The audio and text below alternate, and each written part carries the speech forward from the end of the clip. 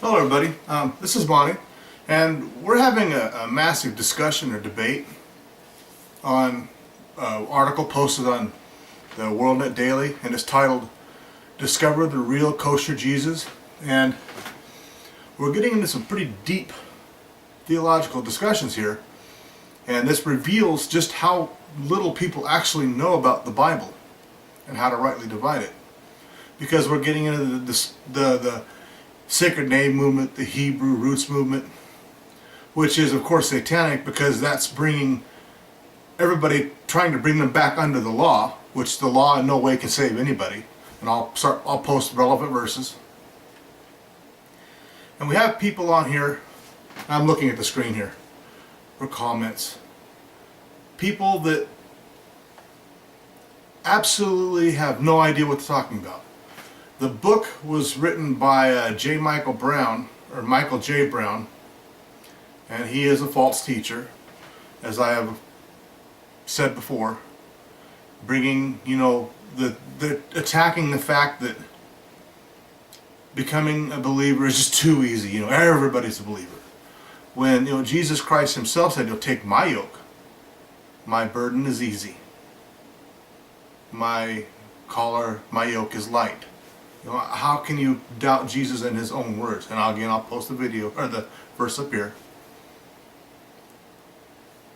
There are people who are attacking John, James, Paul. You got everybody attacking everybody in here. And there are people that are pointing out, all of the.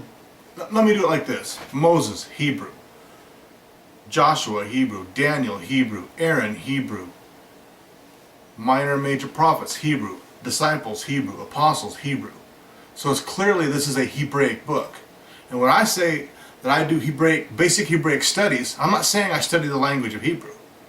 I am saying that I study idioms, phraseology, prophecies, ancient customs and practices, types and shadows, so that I understand the Hebraic, what they're talking about in that ancient custom, their ancient practices, as it relates through prophecy to the future, our time and the future.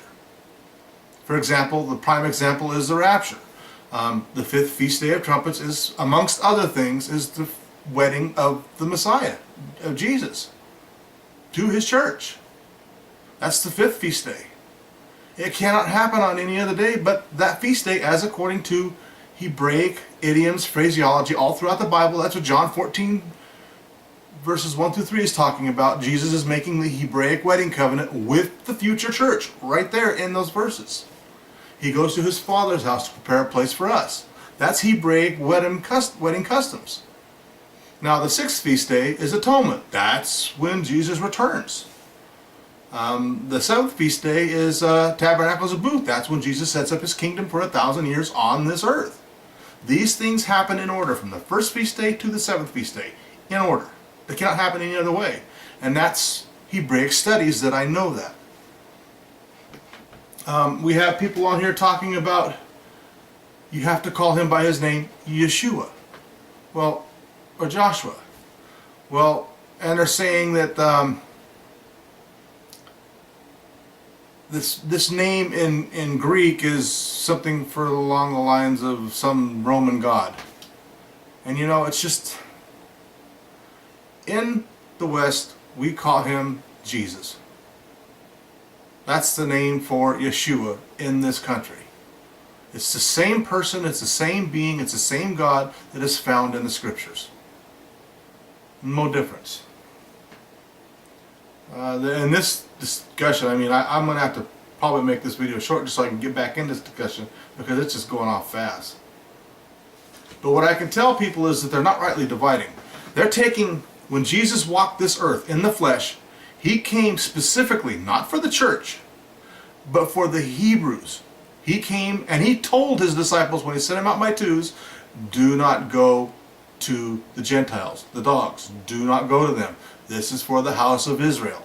Because Jesus, when he came in the flesh, he offered himself as the Messiah to the Jews, being a Jew from the tribe of Judah, and brought his kingdom with him. This message was specific to the Jews.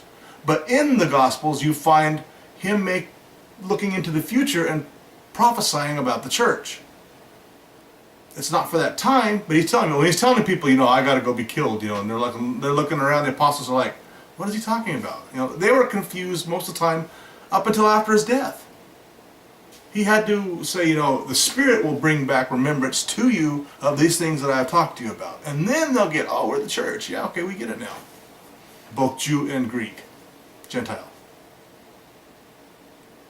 It was after his death, burial, and resurrection that he appeared to Paul, and the sheep being lowered to Peter, as an objective lesson to him. God made the Gentiles clean. You go to them, you go to Cornelius. This is what your lesson. Then he appeared to Paul on the road to Damascus, and he gave the gospel to Paul to take to the Gentiles. Now that does not mean, when he's like in, say, Corinthia, hundreds of miles away from Israel, that he's not, as a Jew from the tribe of Benjamin, not going to approach the Jews first with the gospel message if Peter and James and John aren't there. He's not excluded from approaching the Jews and reasoning with the Jews from the Old Testament, showing that yes, Jesus is in fact the Messiah. After his death, burial, and resurrection, the church was born, as stated. If you're trying to let me put it to you like this. Let's say Jesus shows up, all of Israel accepts him as their Messiah. Would there be a church? No, there's no church. The church is after his death, burial, and resurrection. That means the Jews would knowingly have to take their Messiah, strap him to the altar, and sacrifice him. That's what would have had to have happened in order for the church to be born. Christ has to die. He has to pay for the sins of the world with his shed blood. There's no other way it can happen. He had to die, be buried, and resurrected. So if the Jews said, yes, you're a Messiah, they would have had to take him to the altar and killed him. Sacrificed him. He came as the sacrifice. But they rejected him, so it went to the church. They killed him. The church was born outside, not outside, but inside, as some would say, through the apostles to the Jews first, then to the Gentiles.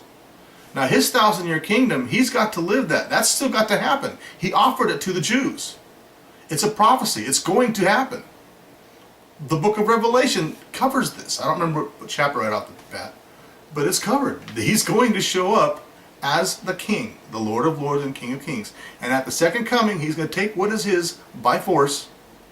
He will have he will be the ruler of the planet, period.